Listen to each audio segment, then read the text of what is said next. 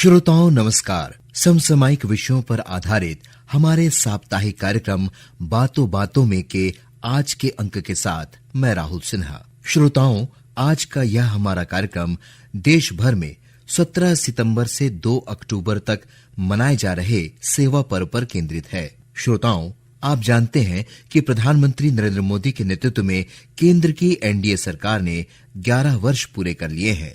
आज इस कार्यक्रम में हम बात करेंगे भारत में नारी शक्ति के उस सफर की जो पिछले 11 वर्षों में प्रधानमंत्री नरेंद्र मोदी के नेतृत्व में और भी मजबूत हुआ है। प्रधानमंत्री नरेंद्र मोदी का कहना है कि महिलाओं को आगे बढ़ने का मौका दो, वे कमाल कर देंगी। लंबे समय तक हमारे देश में ऐसे अनेक काम थे जो महिलाओं के लिए वर्जित थे। वहां महिलाएं काम कर ही नहीं सकती थी। भाजपा की हमारी सरकार ने बेटियों के सामने से हर बाधा को हटाने की ठानी। आज आप देखिए, सेना के अग्रिम मोर्चों में बेटियों की तैनाती हो रही है। हमारी बेटियां अब बड़ी संख्या में फाइटर पायलट बन रही है। आज पुलिस में भी बड़ी संख्या में बेटियों की भर्ती हो रही है। आज बड़ी बड़ी कंपनियों को और उसकी कमान हमारी बेटियां संभाल रही है।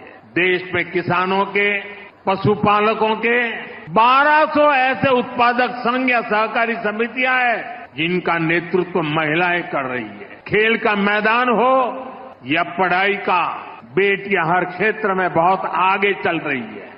हाल ही में मध्य प्रदेश के धार में स्वस्थ नारी सशक्त परिवार अभियान का शुभारंभ करते हुए प्रधानमंत्री श्री मोदी ने कहा कि देश में अर्थव्यवस्था को गति देने में नारी शक्ति का भी बहुत बड़ा योगदान है। आज भारत में नारी शक्ति का लोहा हर कोई मानने लगा। बढ़ती इकोनॉमी को गति देने में भी हमारी नारी का बहुत बड़ा योगदान भी। स्टार्टअप से लेकर स्पेस सेक्टर तक हमारी बेटियां छाई हुई है, खोज में चमक रही है।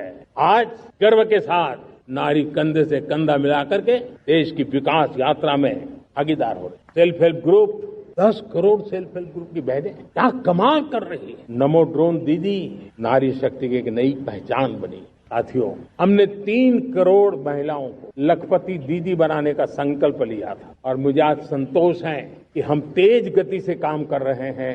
समय से पहले 3 करोड़ का लक्ष्य पार कर लेंगे। और आज मैं खुशी से देश को बताना चाहता हूं कि मेरे नारी शक्ति का सामर्थ्य देखिए। देखते ही देखते 2 करोड़ महिलाएं लखपति दीदी बन चुकी है। श्रोताओं, वर्ष 2015 में शुरू हुआ बेटी बचाओ बेटी पढ़ाओ अभियान आज देश की लाखों बेटियों को शिक्षा और बेहतर भविष्य की राह दिखा रहा है। इस अभियान के शुभारंभ मौके पर प्रधानमंत्री नरेंद्र मोदी ने कहा था कि भ्रूण हत्या मानसिक बीमारी है। हम सबका दायित्व है कि इसके लिए लोगों को जागरूक करें। बेटी को बेमौत मार दिया जाए, हमारे मन की बीमारी जिम्मेवार। और ये मन की बीमारी क्या है? हम बेटे को अधिक महत्वपूर्ण मानते हैं और ये मानते हैं बेटी तो पराये घर जाने वाली है। ये मानसिक दारिद्र्य की अनुभूति परिवार में होती है। हम सबका दायित्व है, हम समाज को जगाएं। बेटियों को मारने का हक नहीं है। पेट में पल रही कल्पना चावलाओं को मार करके हम दुनिया में क्या मुंह दिखाएंगे? अगर अवसर मिलता है तो बेटे से बेटियां ज्यादा कमाल करके दिखाती हैं। हम ये तो चाहते हैं कि बहू तो हमें पढ़ी लिखी मिले, लेकिन बेटी को पढ़ाना है तो 50 बार सोचने के लिए मजबूर हो जाते हैं। ये हमारी सोच में ये दोगलापन कब तक चलेगा? अगर बहू पढ़ी लिखी चाहते हैं तो बेटी को भी पढ़ाना ये हमारी जिम्मेवारी बनती। श्रोताओं, बीते 11 वर्षों के दौरान प्रधानमंत्री नरेंद्र मोदी के दूरदर्शी नेतृत्व में महिलाओं को हर क्षेत्र में सशक्त बनाने के लिए ऐतिहासिक नीतियां लागू की गई हैं। महिलाओं के सम्मान से लेकर उनको आर्थिक रूप से सशक्त बनाने के लिए सरकार ने अनेक पहल की है। वर्ष 2014 से शुरू हुआ स्वच्छ भारत मिशन इसकी मिसाल है। पिछले 11 वर्षों में देश में 12 करोड़ से अधिक शौचालय बनाए गए हैं, जिससे महिलाओं की सुरक्षा और गरिमा को मजबूती मिली है। उज्ज्वला योजना, मुद्रा योजना, सेना और शिक्षा में महिलाओं की भागीदारी, जनधन योजना, ये कुछ मिसाल हैं जिन्होंने बीते 11 वर्षों के दौरान नारी सशक्तिकरण में उल्लेखनीय योगदान दिया है। श्रोताओं, हमारे समाचार संपादक विकल्प शुक्ला ने इस विषय पर केंद्रीय महिला और बाल विकास मंत्री श्रीमती अन्नपूर्णा देवी से उनके रायपुर प्रवास के दौरान विशेष बातचीत की। पेश है इस भेंटवार्ता के मुख्य अंश।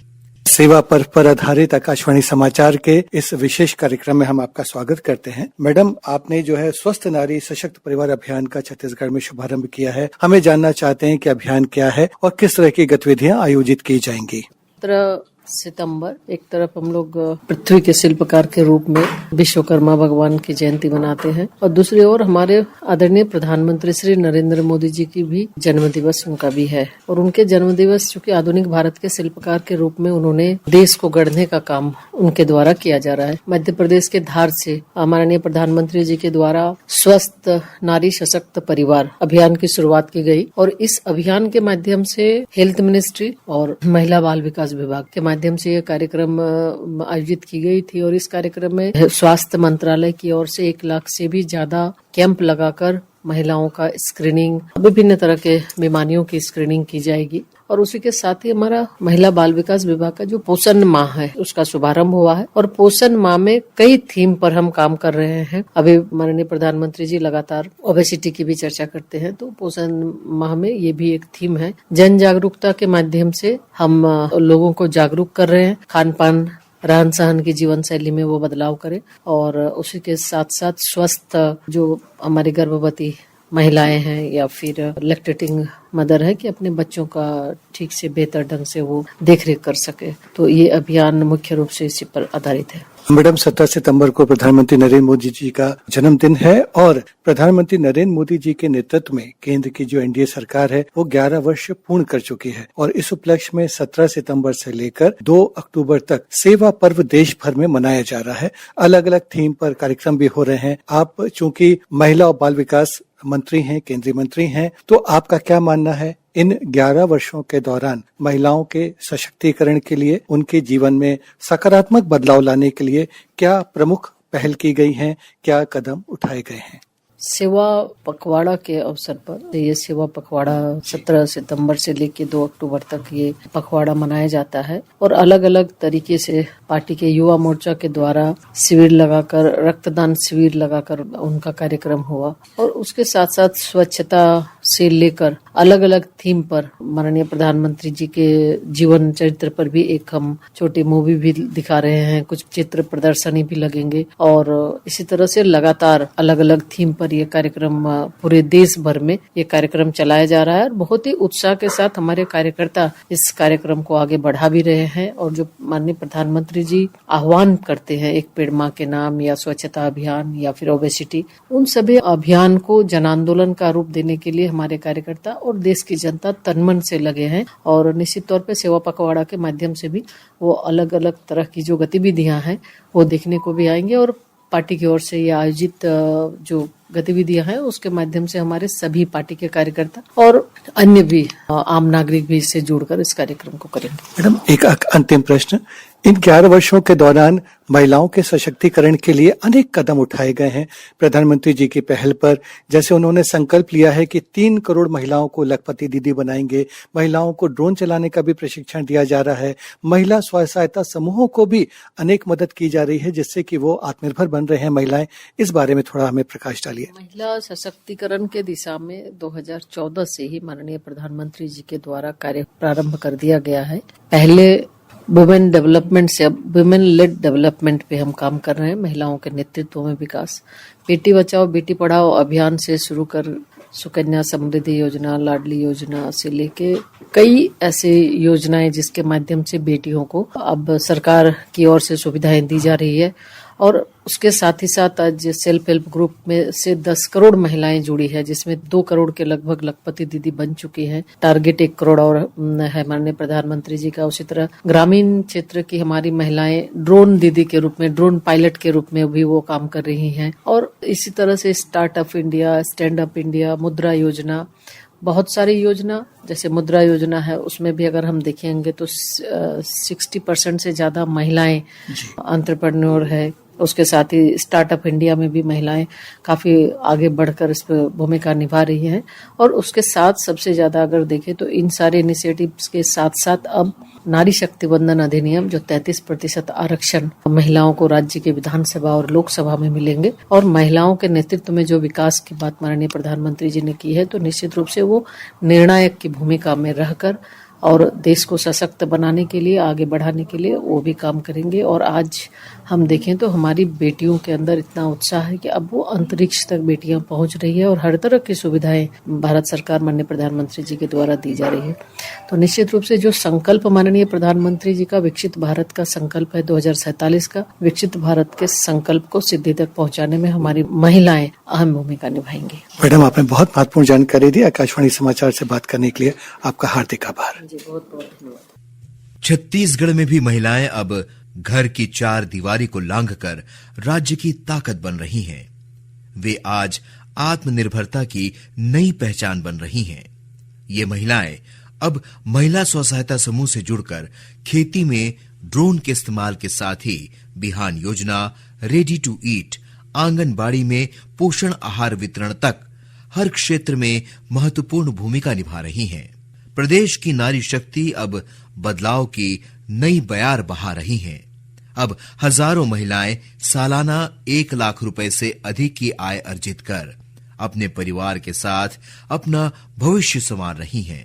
कभी घर तक सीमित रहने वाली ये महिलाएं आज व्यापार, सेवा और उत्पादन जैसे हर क्षेत्र में सफलता की नई कहानी लिख रही हैं।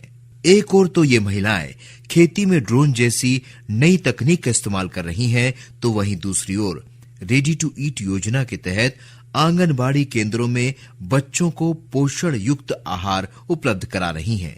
वहीं बीमा सखी योजना ने वित्तीय सुरक्षा और रोजगार के नए अवसर पैदा किए हैं, जिसके तहत बीमा सखियां गांव-गांव जाकर आम लोगों को बीमा योजनाओं की जानकारी देती हैं। इससे आम जन को सुरक्षा मिलती है और बहनों की मासिक आमदनी भी सुनिश्चित होती है।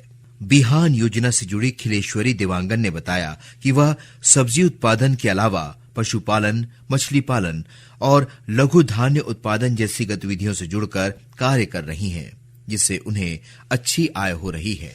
मुझे लखपति दीदी के रूप में पहचान बनी है। मैं राष्ट्रीय आजीविका मिशन बिहान के तहत एक कैडर के रूप में कार्यरत हूँ, जिससे मैं मुर्गी पालन का कार्य करती हूँ। साथ में फैंसी स्टोर है, किराना दुकान है। इससे मेरी वार्षिक आय 4,60,000 हो जाता है। वहीं मां वैष्णो देवी स्व सहायता समूह की सदस्य रुक्मणी साहू ने बताया कि उनके समूह की महिलाओं ने लघु उद्योग के रूप में एक मिल शुरू किया, जिससे वे न केवल आजीविका चला रही हैं, बल्कि अच्छी आमदनी भी कमा रही हैं।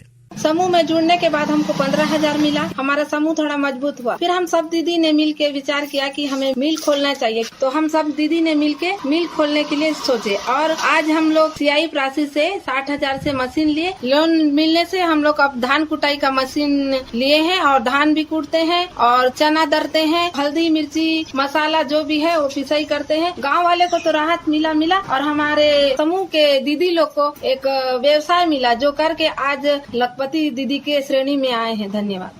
सत्य साई स्व सहायता समूह के सदस्य सुलोचना साहू ने बताया कि सिलाई कढ़ाई कर उन्होंने दैनिक आवश्यकताओं के साथ बच्चों की पढ़ाई का खर्च भी निकाला और आर्थिक रूप से अपने आप को सशक्त बनाया है। आज मैं इतना काम की, जिसमें सिलाई की, कढ़ाई और आपका किराना दुकान है, स्कूल ड्रेस सिलाई है, RBK का काम है, ट्री गार्ड का, मास्क का, जो भी काम मिल जाता है मैं पूरे महिलाओं के साथ करती हूँ और पूरे महिलाओं को भी सीख देती हूँ कि वो सब पूरा जो भी काम मिलता है उसको करें। हमारे समूह के द्वारा जो भी काम मिलता है उसका फायदा उठाएं। मैं खुद एक लखपति दीदी के दायरे में हूँ और मैं लखपति दीदी बन गई। श्रोताओं, भारत की नारियां सदियों से शक्ति, त्याग और तपस्या की मिसाल रही हैं, लेकिन बीते 11 वर्षों में उन्हें सिर्फ सम्मान ही नहीं बल्कि अवसर भी मिले हैं आत्मनिर्भर बनने के। श्रोताओं, इसी के साथ समसामयिक विषयों पर आधारित हमारा यह साप्ताहिक कार्यक्रम संपन्न होता है। हम आपसे विदा लेते हैं। नमस्कार।